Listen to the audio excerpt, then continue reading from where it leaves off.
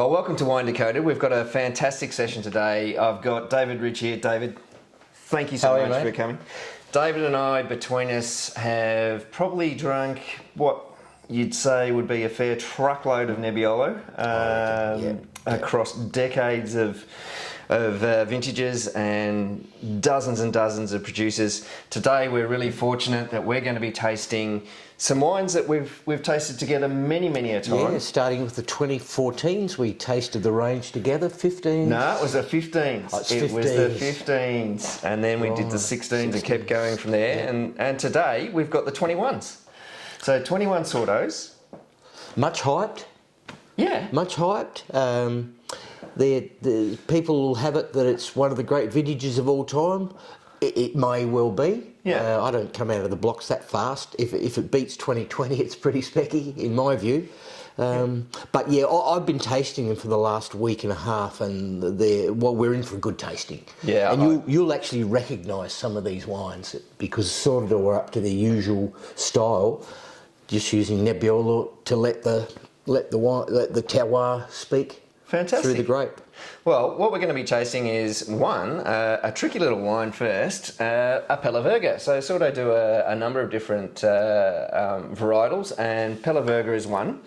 One of the things that you might not know about Pella Verga, you can only call it Pella Verga if it's from the Commune of Verduno. So there are some other people that make wine from Pella Verga, but because they're not from the Commune of Verduno, they have to be called something else. Is that right? That is right. Right. And if you're growing Pella Verga Piccolo, which is what this is, you can't varietally label it Langhe or something like that. No. Right. No. There you go. I am. Well, I could be. I won't sleep corrected, tonight but to I check think that. it's at least 99.9% on that one. Yeah. So we've got that, and we've got the full array of Barolos, the Barolo Classico, which is a wonderful blend, and then we go through eight crus. So we're going to talk through those bit by bit, and I'm going to leave it to you to bracket them up for us a bit because it has changed. We've lost Valero, unfortunately. But we've added La Serra. Yeah, Valero it isn't being taken into the winery at the moment. I'm about to ask them when I get there. We might get there in late September, early October, and find out what happened. Because when you lose one Grand Cru, it's careless. If you lose another, it's criminal. So something's happened in the family that they're not processing Valero fruit. So we'll see about that.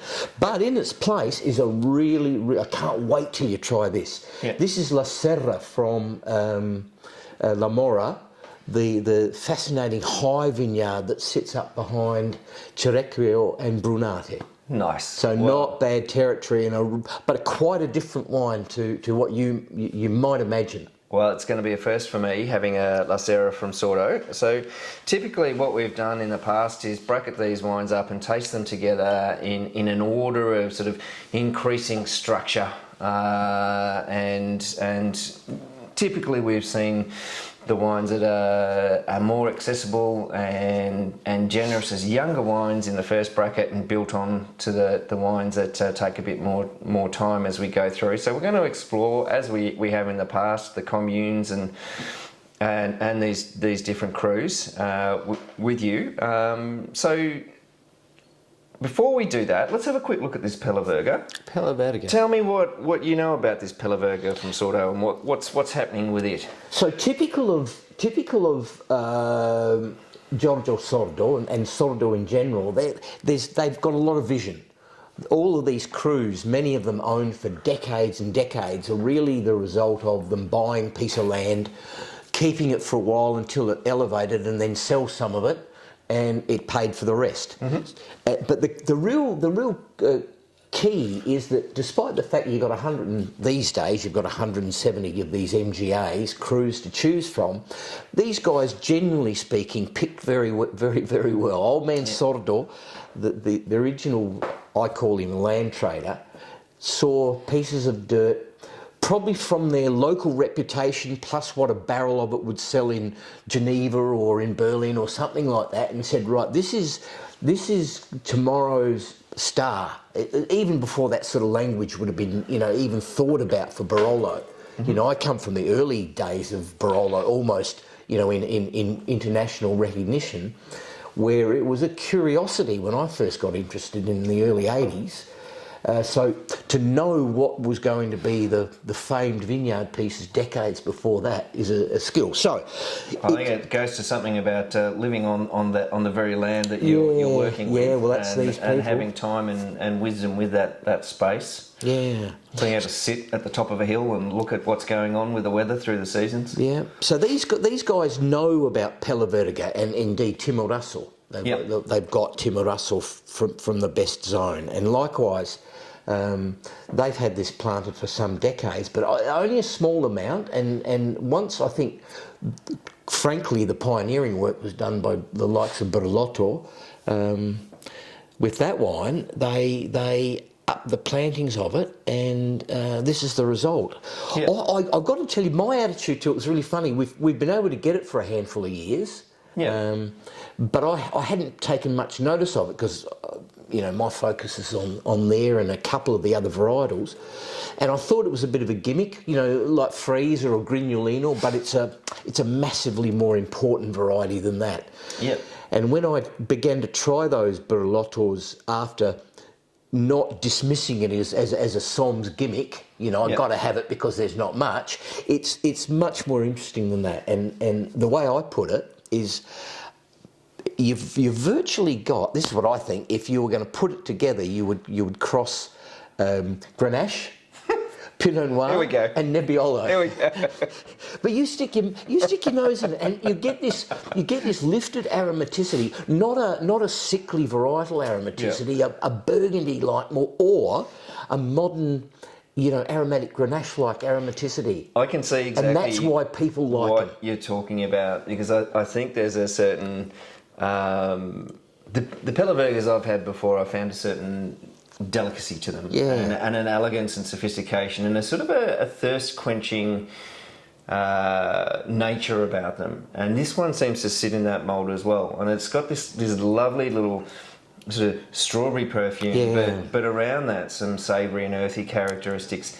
I think it's as playful or as serious as you want to make it. That's exactly right. The people that I tried a bottle of this with months ago in a Chinese restaurant. 2 or 3 of them were they just say, "Ridgie, is it good? Am I supposed to like this?" And other people, critical of wine, or they know how to assess it, and everybody likes them. Yeah. For one reason or another, as you say. Well, I've got to say, it comes across to me as a really fun drink, and I think for the coin difference when you're having a look at a price of a Pella Verga versus a Cru Barolo, you're getting a fair bit of bang for your buck in that one. Yeah. So lots of fun. I'm really glad you snuck that one in last minute, under DM too, which is nice. So we don't have to worry about the dreaded beast on that. No. So yeah, that's a little cracker. I'm gonna leave that. And they've got that extra ability to grow a little bit in the glass, making them our type of wine, our type of easy drinking wine. Yeah, and I think what we'll see also that would be a delicious wine with a few years of bottle age on it as well. Yeah, it'll take age. It'll easily take that. So I'm going to let you guys know about one thing that we're doing today, which is just so valuable if you get the chance to do it. You might not get the chance to do it with 9 glasses of Nebbiolo as we are today, but it's so valuable to try at least 2 at a time, so you've got something to compare and contrast. And it makes it easier for you, particularly as you're starting to work your way through Nebbiolo and the wines of Barolo, Barbaresco, Valtellina, Alto Piemonte. It's such a wonderful thing to be able to compare and contrast and look at them over a reasonable period of time. So please, if you do get a set, try and get a few mates together and crack a couple young and do a bit of compare and contrast. Come back to these videos and explore them again with us, with all the knowledge and the information that's going to be available on the website and through the videos.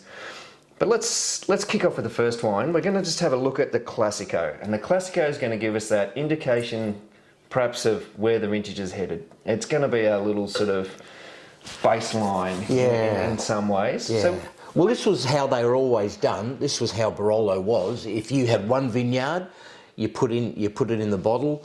You didn't name it necessarily. In fact, people say the naming of them started in the 70s. We had a 54 Barolo a couple of weeks ago that was labelled Vigneto Canubi. Right, so I missed the invite to that one. Yeah, that was a 54 Bourgogne. Oh, okay. That one of the participants bought a pair of the bottles to upstage my pair of 61 Francesco Rinaldi's. Ah, okay. So anyway, the blending of these wines is if you had a couple of vineyards, doesn't matter if it's in what commune, if it comes from anywhere in Barolo and it fits all the specs. That was the way Barolo always was, to the point where Bartolo Mascarello said to us, to my brother-in-law and I, if I made a cru, I'd only have to charge you more. Yeah, well, which is an interesting statement. His idea of Barolo was the sum of the parts, and that remains a completely valid idea. I think it does, and I think what we've seen as the region has evolved, and we've gone down this sort of single vineyard or cru line. We've seen some wonderful wines, and we've seen some wonderful personality, and equally we've seen wonderful personality from blended wines. And these guys are one whose entry-level Barolo is rarely that, much lower than the crus. It's so well constructed, and it is constructed. It's actually put together from 8 communes, and from many of the 17 parcels of cru that these guys own, of MGAs that they own. But there is a construction to it, in the sense that even though it's made identically to the others, in other words, the seven week ferments and the 2 years in large wood, it's in the region of 80% of it from the soft side of the map, from La Morra. Yeah, okay. And I think Galena is the main construction of this. Not La Serra anymore, because that's been put aside for. I think that's such a smart thing to do, and we see that softness with many of the other great producers. I mean, Pietti's Castiglione is a good example of that. Another blended Barolo that's there. Yeah, it uses 4 or 5 communes. But it's always got that, I guess, that more immediate approachability compared to some of the bolder crus that might be coming down the line. It gives people a good entry into exploring a winery and what they're capable of. Yeah. I'm going to say there's a few things about blending that you might not know, but often blending was done in a very simple way, and it's probably a pragmatic way.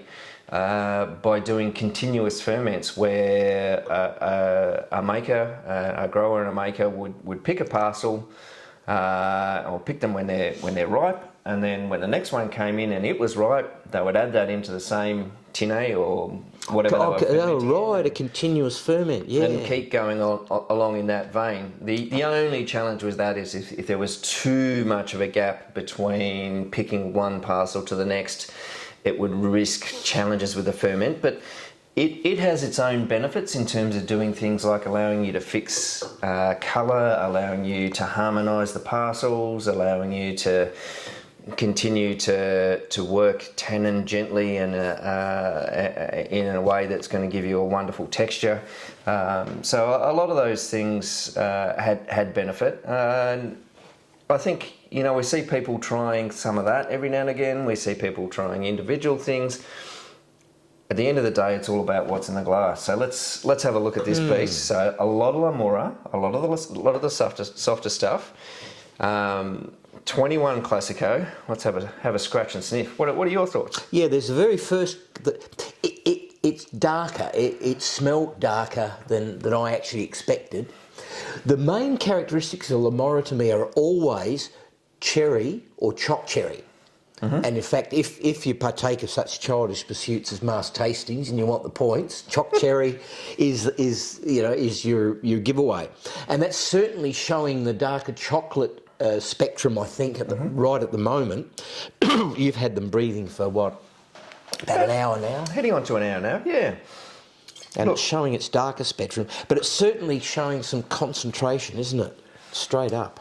I think it's beyond the concentration. It's a very interesting thing, and we're seeing this in the 21s. The way the vintage rolled out allowed for a prolonged maturation period at the end of the growing cycle, and what we're seeing from that shows in this wine to me. It's got vibrant, refreshing acidity, ripe tannins, layered tannins. You'll see it all the way through. And it seems to be just so energetic.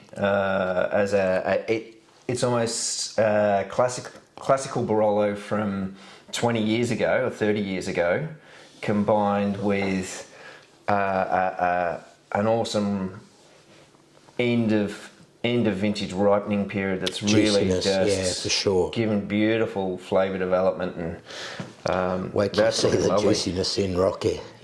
Often your favourite wine. Well, it's actually juicy and yet controlled in a controlled way. The radiance and control are really obvious this year. Well, my call on that at the moment, I'm seeing a wine that is actually out to play right now. I think it is out to play right now, but clearly is going to have plenty more to offer. Yeah, we could drink that tonight, no problem. But yeah, you could quite happily drink that tonight, and that's probably another sort of thing that we've known. And so many people ask me about this is, I'm buying a Barolo. I'll have to wait 30 years before I open that. And I said, no.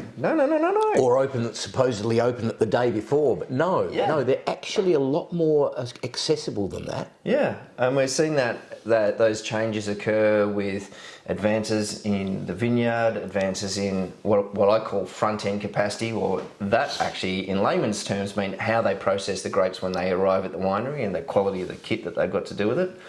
And then how they go through their fermentation processes. But that looks like an absolute ripper.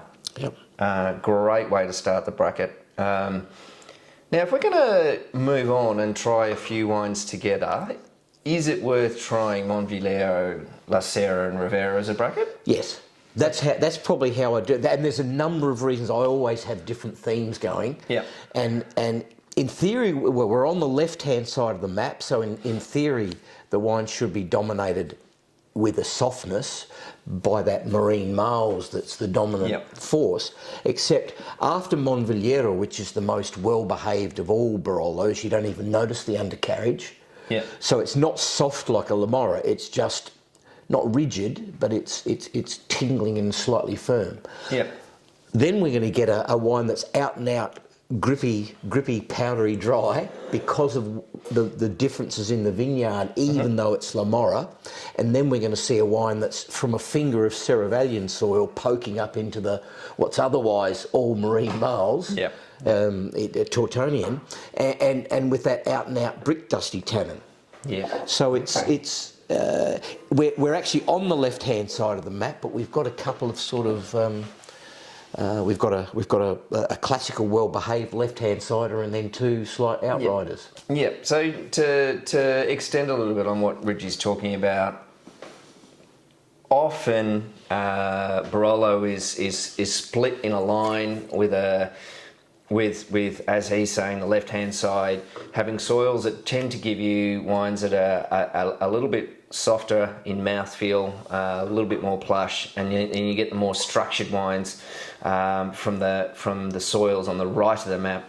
Like anything, you can't generalise that much, and there are little outcrops on both sides where you'll get something that's a little softer where most of the other wines are a little bit firmer, and vice versa. So something to look out for are the textural changes, and we'll particularly talk about that when we get to some of the more structured wines towards the end in Perno and Gabutti, and how they evolve in bottle as well. It's going to be the important thing. They're the ones that sometimes you do have to wait for and let soften. So Monvigliero first, up the top of Barolo from Verduno. Monvigliero, perhaps made famous by Barolo and Castello di Verduno. Exactly, and now Fratelli Alessandria as well are making and they were fantastic well. wines. There's 15 owners there now, and it's probably it's probably €3 million if you wanted half a hectare if someone had flogged it to you. Well, that's it. And Vietti just bought a little parcel and have released a few. Right. Well, not another one, but the one that they bought has now been released a couple of times. So that's right. Yes, yeah. There's plenty of money backing that, so I'm sure someone's happy with the price they got for it. But well, Verduno or Monvigliero especially, and in Commune of Verduno, and the third one we've got in this sub bracket, Ravera from Novello, they were sort of outside. When we used to present Barolo to people, we always used to concentrate on the big five. You know, La Morra, Barolo, Castiglione, Falletto, Monforte, and Serralunga. And then people gradually realised, and then there was this mad rush to buy a patch of it, that Monvigliero was getting whopping marks and recognition in the market, and likewise Ravera. So when people like Vietti bought here, and they bought here as well, didn't they? Yeah, in they Ravera, did indeed. people thought, right, that means they're serious. Yep. So these have been elevated to that make-believe thing called Grand Crus, which people like me use that term, partly mischievously, because there's no such thing. Could you imagine a room full of Italians trying to figure out who was Premier and who was Grand? Yeah, I'll come back to you in 300 years and see if they've made any or progress. Or if you could make 3 full episodes of and sell it to SBS for absolutely, but or to Disney. Yeah, so it's. A lot of winemakers, not just because it's famous, but because it makes what a lot of winemakers call the ideal Barolo. It's got some redness, cherry on the cherry side, and a bit of the roses and that sort of thing, but it's also got some of the darker things. Yep. It has a characteristic that I liken to the graphite-y thing that you get from Petit Verdot in Bordeaux, for example, or a little bit that you get from Mataro. Yep. You know, it's graphite. I know graphite doesn't have a smell, but you know what I mean. Yeah, it's not quite a smoky thing. Kind of thing. Yeah, and it does it in layers. Yep. And that's the other thing about a bracket like this. One's aromatics is in layers and swirls, and the other one's in almost rigid lines. If you were to paint one, you'd be swirling it. If you're painting the other, you'd be going up and down. What Reggie's talking about in more generic terms is what I call shape and flow. Yeah, okay, that's a good one. And it sort of describes how the wine presents in your mouth. And sometimes wines present all up front, and you've called it heart shaped for Ravera in the past. So that's a good example because we've got a Ravera on the table, where you get this upfront fruit that tapers off, and others would be quite long and linear and go all the way along your tongue. Others might be quite generous all the way through. So there's lots of different characteristics you see there. What I'm seeing in Ravera, which is quite interesting, is a real transparency and delicacy to the fruit character, which I also suspect will continue to build in bottle, and we'll see it fill out even a little bit more in perceived kind of generosity. Pinot-like. Over time, there is a real Pinot-like nature to the Monvigliero this year, and I think it's interesting to see the way they've handled it in the élevage here, because the perfume is there, laced over the top, but it's really quite an earthy and savoury Monvigliero this year. Yeah, it's perhaps less cherry juice and maybe more brick dust. You know, that brick, what I call brick dust, or Hugh and Hook. Yep. I pinched that one from Huey. It's both it's nearly a smell, and it's also a feel. It's that dry, powdery thing. And a lovely, even, long structural component to it, and mouthfeel. tannins are beautifully ripe. Almost got a nuttiness to them.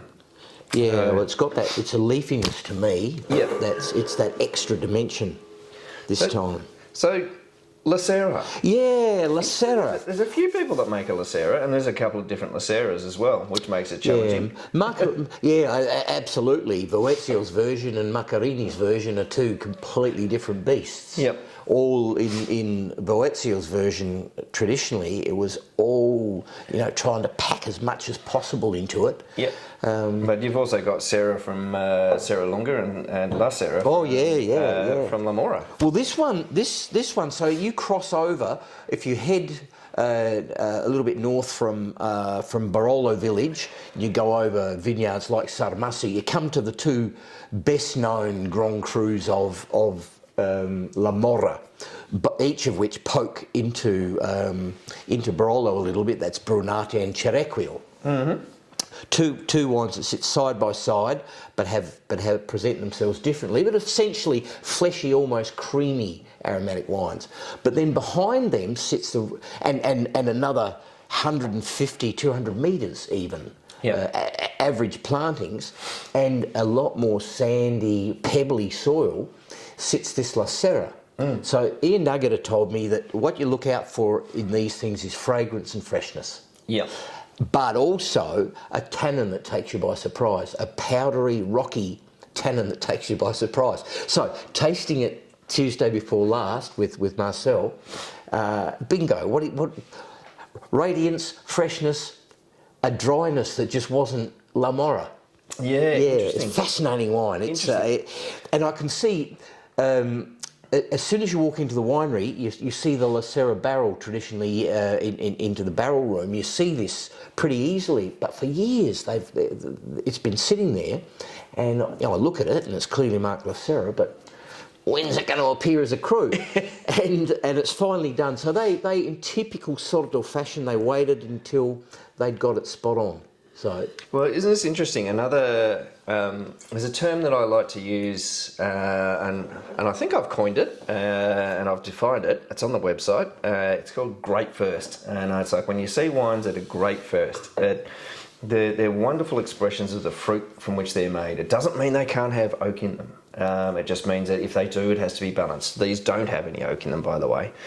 But these are wonderful expressions of the fruit from which they're made. They have unique personalities, each of them. Nothing getting in the way. Nothing getting in the way. That's roses to me. I've had this 4 times now in the last week and a half, and red roses or some red flower and some raspberry seem to me to be the two main characteristics. I think it's beautifully laid though. Because you've got some of those perfumed characters and some lovely earthy savouriness, and there's some lovely. It's almost that macerative skin character without going over the top when it gets pushed too far and it looks a bit the cherry skins character. Yeah. But that's looking really lovely. The great comparison for you guys to do if you're tasting Monvigliero with this La Serra is to have a look at that shape and flow that I was talking about, and how the fruit perhaps in this has more immediate mid-palate generosity and roundness compared to the Monvigliero. But fascinating comparison. I'm seeing or getting a sense that they've pushed the élevage just a little bit more this year, so we're seeing a bit more immediate development, not in terms of being overdeveloped or anything. This is a good thing. We're talking development with freshness, which is Ian's call as well. You want freshness. You still want freshness in your wine and energy in your wine. They've still got that, but that's this extra bit of development to me has taken them through that puberty phase, and there's certainly no puppy fat there. They're proper wines right now. Yeah. They're still, the palates are less evolved, I have to say. I think the palates are less clear. When they're more evolved, whether it's time or they're premature, the palate to me echoes the nose more. In these, the palates I think you'll find everything, and particularly a couple of juicier wines later on.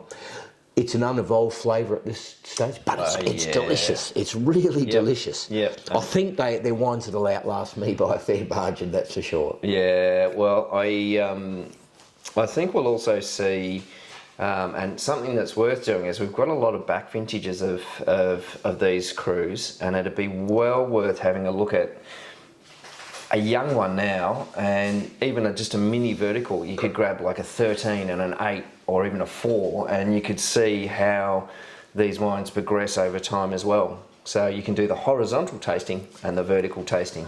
But let's have a look at Ravera. Ravera typically known for its red fruits and its sort of front palate generosity. But how's the 21 Ravera at 14% alcohol, which is low in Barolo terms, but very consistent with all of the producers I've seen across the vintage, being 0.5% lower than they typically have been over the last few years. How's Ravera? Well, this is and this has got that extra thing of altitude. Yeah. So it's higher than almost everything else for miles around, and it's usually a little leaner than this for sure. But it's and it's alcohol at 14 with this much structure, fruitiness, and everything going. It seems to me it's perfectly poised. It's perfectly poised. But surprising, if this was the only one we had and we wandered off to Dins tonight, I reckon we'd be pretty happy. I reckon I'd be very happy. What I'm seeing in there is super vibrant red fruit, a really lovely fine line of juicy acid, super fine tannin as well. It does have just an edge of playful grip in a good way at the front palate. Fascinating comparison with the 16, which we always felt was like almost so opulent it was sort of falling out of your mouth with fruit. It's a funny tannin, isn't it? It's not, my fear coming into this, being falling for Nebbiolo back in the 80s. Yeah. I thought, this is going to be, for people like me, we'll just be aficionados, and it's never going to amount to much because of that tannin. But that tannin is not that brutal, is it? It's clear and drying and brick dusty. Yep. But it just does a job with the acidity of shaping up all that fruit. And this is actually really important. And long flavour. I can still taste it. Oh, me too. And I think this is a very interesting thing that you've talked about before, is that acid-tannin complex. And I think it's really important. People talk about acid and tannin individually, all these different components individually, but when you put them together in the right way and you get an acid-tannin complex that works well, it makes for such a complete mouthfeel. And I think we're seeing so far a balance and a composition of that acid-tannin complex that is working across these wines. And I think that's a sign of a pretty high baseline level quality through a vintage. And that's one of the fascinating things about all of these, that the tannins from commune to commune, at least that's the way I think and present them, they're quite different. They're completely, the tannin, the unobtrusive tannin acid thing in Monvigliero is completely different to the way the next two present themselves. And I think that's what makes them so fascinating. And while I say it, Monvigliero is exactly why the Burgundy people came to us with such certainty. Yeah. While they've graduated to Barolo because they're so similar. Yep. You've just got that little bit extra tannin. But in a wine like Monvigliero, it's so unobtrusive. The tannin acid thing is just, it's the undercarriage supporting really all the actions above deck. A wonderful spice coming off that now as well. Very sophisticated spice. Yeah, bakery spices to me. Well, a fascinating bracket to start. Clearly all of them can be consumed now, but clearly all of them, if you could just wait another 24 months, 3 years, you'll get your full value, won't you? You will get so much more value. And if Sordo's track record is anything to go by, the consistency of their museum releases and the gear that we've got from their cellars, they're going to last for 10, 15, 20, and you'll be rewarded for that. Now, let's have a look at the next bracket. So this is our a bracket that normally had Monvigliero in it, and unfortunately doesn't at the moment. But we do have Rocche di Castiglione from Castiglione Falletto, Monprivato, also from Castiglione Falletto, literally around the corner. Two of the great crews of Barolo, and for a reason. And then we have Parussi, which is a little bit separate from these two in terms of its location, a bit further north and right on the border of the top of Serralunga. Yeah, and behaving not aromatically, but behaving palate-wise, structure-wise, more like a Serralunga. And that, again, the fascination of Barolo. Yeah. Indeed, those two Castiglione Fallettos with Villero made a power-packed bracket. It was an elite bracket because you've got Rocche di Castiglione, which is must be in anybody's list of the Grand Crus, the first Grand Crus of first 10 Grand Crus of Barolo. Monprivato, which is in most people's list as number 1, 2 or 3, top wine of the entire thing, thanks to Muscarello, of course. To that one. Should we open that as well? Don't threaten me, fella. Yeah. Yeah, and one of the greatest wines on the planet, without a shadow of a doubt. Misunderstood because it's characterful and misbehaves a lot. But when they get open, it proves that Monprivato is, along with Vignerionda, Canubi, Francia, it's, who cares which one is the great one? It's the equal greatest vineyard. It celebrate the difference, and it was the first wine or the first Barolo that I had that made me think, wow. Did it really? Monprivato has demonstrated that Barolo can compete with the best Burgundies that are on offer. So it's going to be fascinating to look at these. Rocche is usually the more stylish of the two of these two. Monprivato is very similar to it. So a lot of the aromatics that we're going to talk about, you just dial up 2 or 3 times in Monprivato. And Parussi has a simpler form of those main aromatics like cranberry and the fading flowers thing I talk about, but it's always much more fleshy. In fact, it's flesh. We call it a chubby wine. It hangs over the belt a little bit, but then it's all brought back to discipline with a much more tannic finish, a la Serralunga.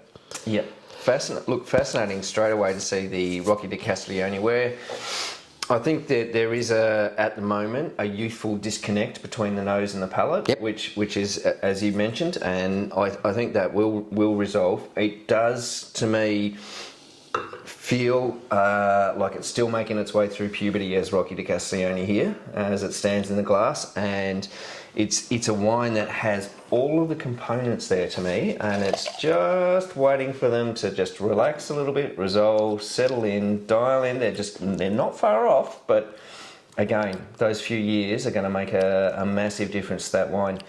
Interesting, searing acidity. And big, juicy wine. It's long. So much. The strongest character if I was going to pick an aged Castiglione Falletto, in particular Rocche, a 95 or 96 Vietti Rocche di Castiglione, I'd be looking for the absence of obvious tannin, so just that tingling thing. A St. Julien-like character, to use a Bordeaux analogy, whose job it is to just keep it all up and zingy while everything's going ahead. Yep. Usually the two main characteristics I would get in this are cranberry skins, that Portuguese Touriga Nacional character I'll talk about, Portuguese tawny port smell, which is a dead giveaway, in tastings, which stays in place for 25, 30, 40 years. But this one is showing the flowers. I talk about a vase of fading flowers. Yep. The vase a day before you're going to throw it out, it's still heady and aromatic. Or potpourri, other people call it. Do you know, there's a very interesting thing. If you and Australian winemakers see this very easily because of the, I guess, the nature of the industry and the fact that we add acid to wine. And so we can see direct comparisons very immediately in a lab when you're doing an acid trial, and you're working out how much acid you might want to put into a wine. The lower the pH of a red wine, the greater the shift from maybe a blue or a black to a red fruited flavour profile. And it's interesting with this one that it does appear on the palate at the moment to be quite red fruited. Redder than it usually is. Yeah. And I'm suspecting that's because of the lovely natural acidity in this case and a slightly lower pH in that wine, giving us that vibrant energy in the red fruit at the moment.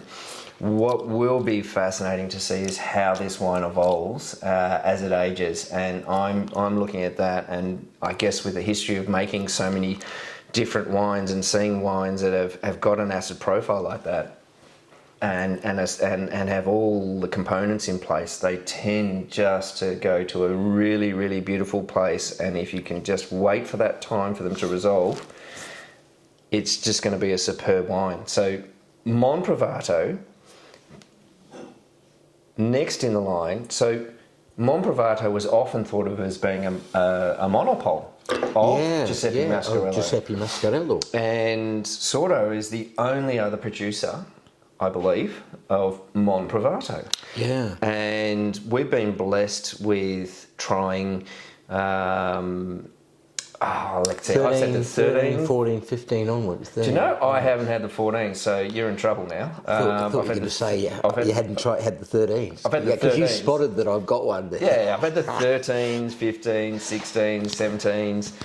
Okay, we actually, we did have it at East End, a dinner a couple of years ago, and do you know what it was served with? The 08 Giuseppe Mascarello. Oh, nice. Which gave it a bit of a kicking, I will say. Well, I mean, but they the 13 and the 14 are really coming on to be more important wines. I think it's interesting because obviously Giuseppe Mascarello has been making Monprivato for such a long time, and they have a massive holding. These guys have got about 8 or 9% of it, and it's the one wine that's it's actually not family owned. It's a long time rental from the Catholic Church. Yeah, okay. Yeah. So someone's paid penance. Yeah. The local priest probably drives pretty well. I'd say so. Yeah.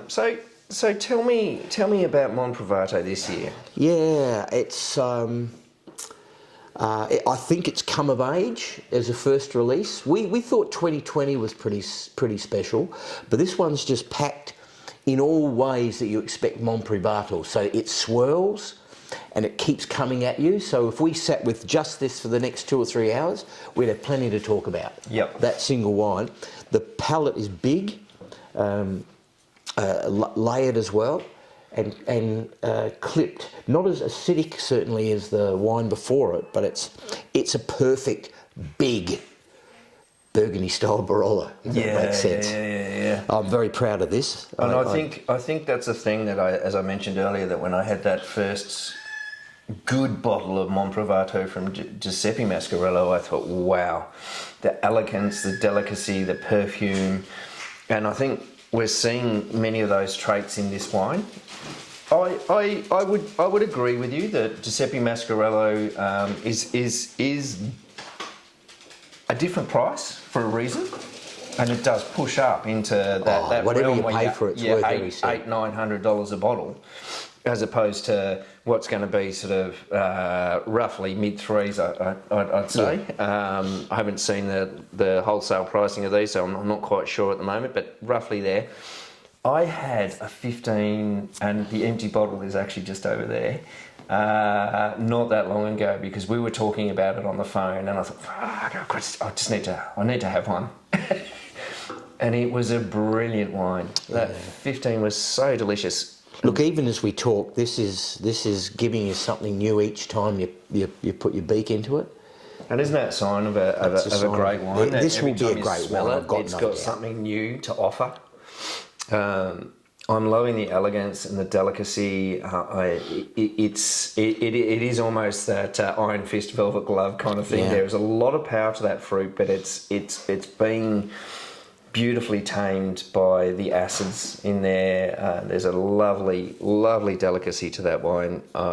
It's got deceptive length and depth. It has, yeah. There's much more length and depth than you initially sort of perceive, and that's something that you see in great wines. It's Fading Roses seems wine. to be its hallmark. This wine so far, having tried it 2 or 3 times now in the last week and a half. There's already so many secondary characters Yeah, and perfumes and earthiness again. There's just such a lovely suite of flavours and aromas in that wine. Really looking forward to seeing how that evolves. Yeah, it's length, but the flavour's not that much evolved yet, is it? But you can still taste and feel it. That is going to be a lovely Barolo. Well, Parussi. So when someone rings me up and says, "Ridgie, I got a wedding. I've got 150 people coming, and a lot of them are Aussies, who want their Shiraz and stuff like that. But I want a Barolo for ourselves, and I want the fine wine lovers to also appreciate what I've spent my money on. So that's easy. I say get Parussi. I've been doing it for years. Well, I've had it myself at one of our weddings, at one of the kids' weddings, and it's the easiest thing because it's a big Barolo. It's generous and juicy, but it's got that lovely Barolo-ness. Well, it's got a drying, grippy thing, and you can't mistake it for anything else. But it's generous. Isn't it such Parussi. a contrast being from the same commune to the Rocche and the Monprivato? It's interesting. It's got a certain darkness about it, and I think there's a bit more gravity to it in a way, and it feels like it's got a bit more immediate presence. Certainly more Serralunga-like tannins. Yeah. There's a bit of grip and structure and the length of that tannin there. It's going to be fascinating as we move on to the last 2 wines to see how it sits amongst those. But again, I'm seeing that transparency that's still present in all of these wines. It almost takes me back to sort of a 2012 vintage. Right, interesting. Yeah, which is I think one of the most underrated vintages in terms of the sort of the classicism that I'm seeing. Plenty of underrated wines for sure. Yeah, for sure. There are a few buffy wines, good drinks, but it's a bit too buffy for classicism. Okay. Yeah, the heat treated them all differently. Well, we might have to crack a horizontal of those shortly, but. Fun wine. I think, God, I just want to see these all again in 3 years. I'm just gagging to get to that point where we crack them again in 3 years. Let's have a look at the last couple. So, in this last bracket, we've got just 2 wines. It's Perno from Monforte, the commune perhaps most ill-defined in terms of its MGAs. The commune, and that means the individual vineyards. There's like Bussia is the size of other communes in itself as a vineyard, and they are doing some work to redefine that and break it down. Well, so they say. So that how long it takes, that'll be interesting to see. So Perno from Monforte, Gabutti from Serralunga. Gabutti is the same vineyard that Capellano produced their Pay Rupestris and Pay Franco from their 2 famed Barolos.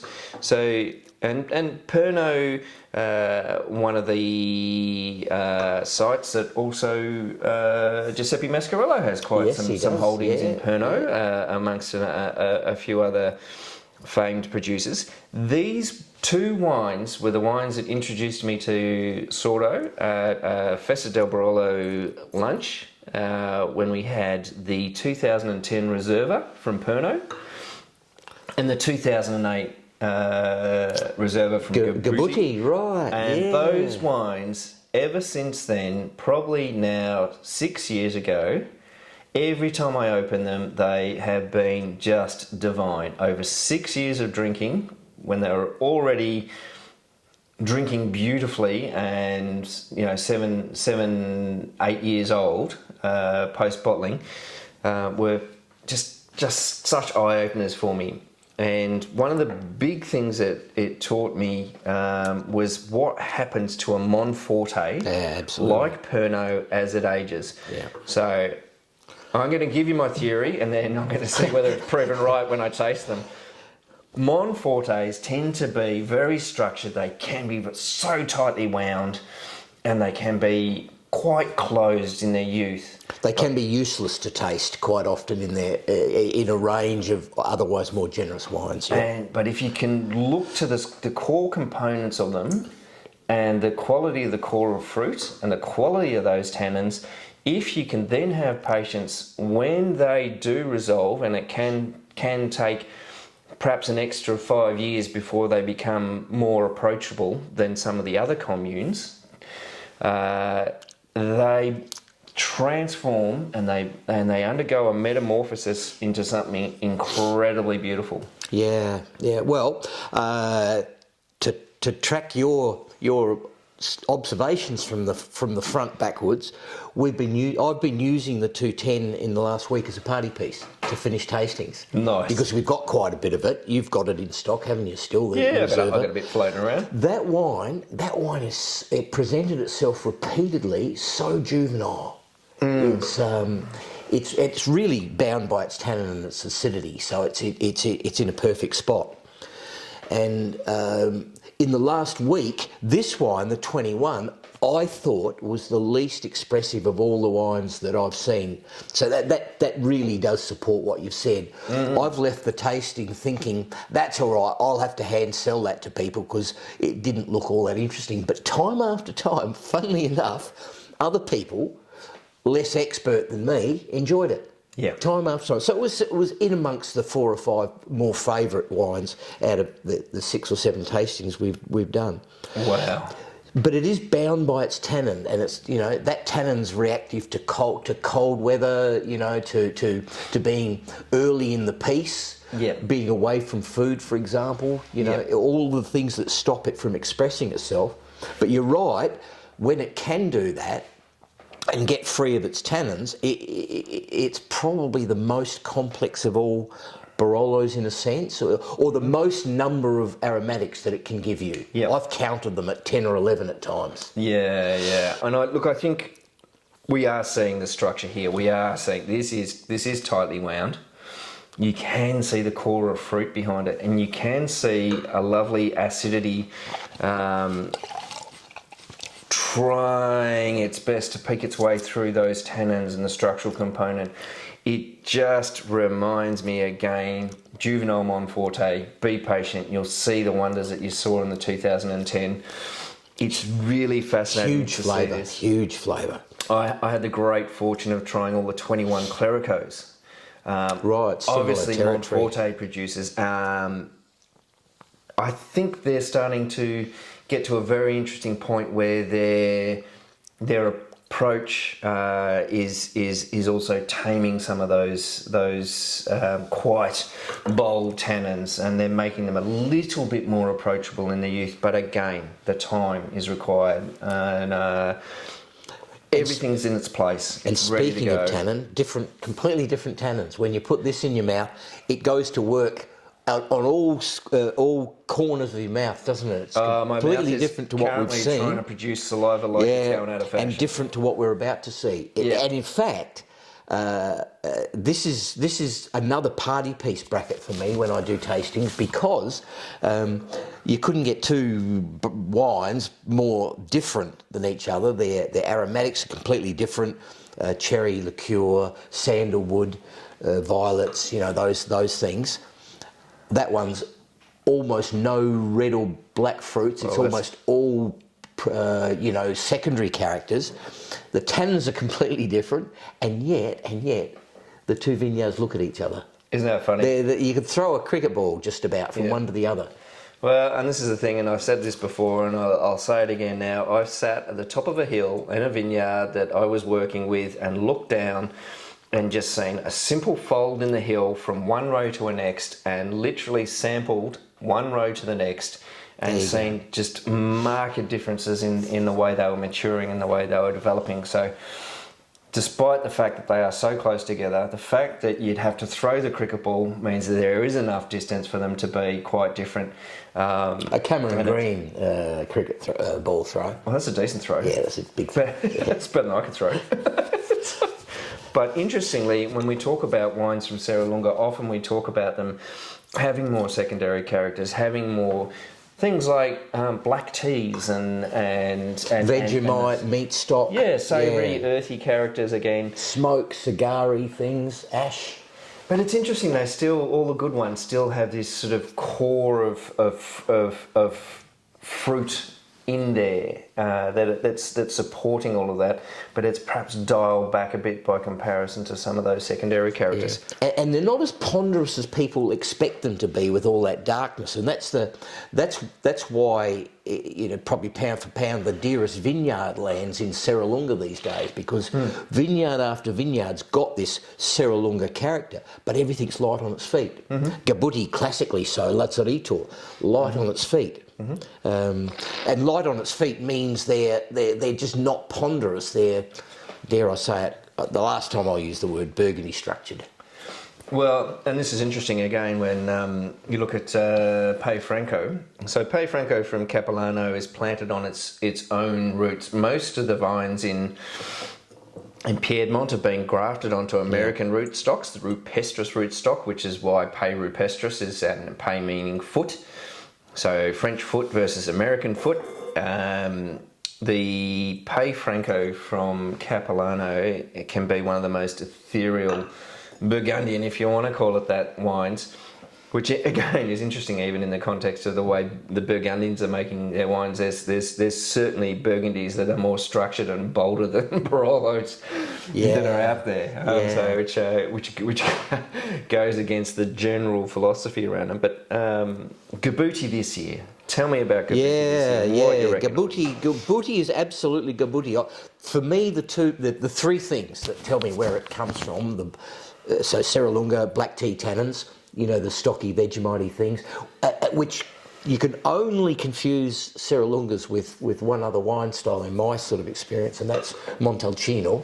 And then you sort those out by the tannin. But it's Gabutti because it's got two things. It's got this elegant structure shining through the dark stuff. It's hard to explain, but it's got an upness about it, and it's got coffee grounds. It does have a coffee ground kind of character. That's a characteristic to me of Gabutti especially. Do you know what? I'd almost call yours St. Julian kind of tannins in there. I'm sort of heading down that line a little bit. Oh, that looks St. Julian. I reckon, buddy. O'Brienish tannins for me. Well, I had a 97 O'Brien. I had a 97 O'Brien like 2 days ago. So this is more Pessac tannin to me. Oh, I wish I had a bit left to compare it with. 97 O'Brien looking good, by the way, guys. Just lovely. If you got one, open it, give it time, give it a few hours before you hook into it, and the fruit will really pop up and balance out as a bit of an aside. But a fascinating Gabutti. Again, I think we're seeing some style consistent with the vintage, and style consistent with the maker too. Yep. I think this is the way they make them. Yeah. I really can't wait to see these in a few years' time. I think it's been a wonderful tasting. So, what would I say my take homes are? My take homes for 21 and Sordo. 21 and Sordo match a lot of the other 21s Barolos that I've seen in terms of having a certain restraint, a vibrant acidity and energy, fruit profiles that are slightly redder than you might see in other years, lovely acid tannin complexes, a need for a little more patience, particularly with the Crus, just for them to come together. The Classico, has had that benefit of blending to and being targeted as a wine that should be a little bit more approachable. There's some intent behind that wine, definite intent behind that wine. But it's showing phase 2 and 3 already with breathing. It's showing those extra dimensions. Yep. So which make Barolo so fascinating to all of us. And yeah, well, there's a lot of complexity to these wines, a lot of layering, some very high quality tannin. So it's a vintage to really consider strongly from Sordo and have a play with. I am going to put my caveat call on vintages. Don't judge wines by the vintage, judge wines by what's in the glass. The fact that we've talked about 21 is just because we're tasting 21s. Don't miss out on the opportunities to get great wines from great producers in every year and try and explore, get mates together, buy a little taster pack, hook in early, and then work out where you want to go long. Your take on 21s after my little diatribe? Yeah, boy, that's got a lot of flavour. Yeah. 21s are remarkably attractive now, so they're everything you've read about or we tasted. We knew what a vintage it was going to be because we've seen the varietals. We saw Dolcetto, Barbera be dazzling, and the Lange Nebs. And the Lange Nebs were really, really something. Yep. And so this is no big surprise. These are perfect wines. My glib observation is that the fruit was so clearly so good in 2021 that I could probably make wine. Even me. Yeah, well, that'll be interesting to see. Yeah. But it's just dished up perfect things, and if you're a lowish intervention winemaker like these guys, it's all left to hang out there. Yeah. Yeah. I couldn't be prouder of what they've done here. Yeah. They're different to the 2020s, by the way, which we're going to land at the same time, because I've been mad keen on 2020 for a long time. These are definitely more radiant, whereas they're perhaps more not more evolved, but they're more fragrant.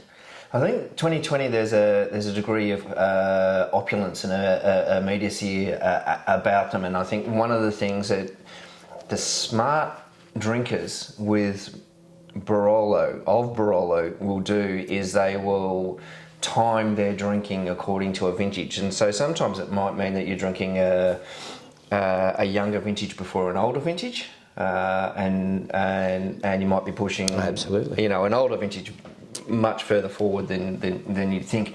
It's something that the growers in Barolo talk about a lot, and they talk about whether a vintage is an earlier drinking vintage or one to be a bit more patient with.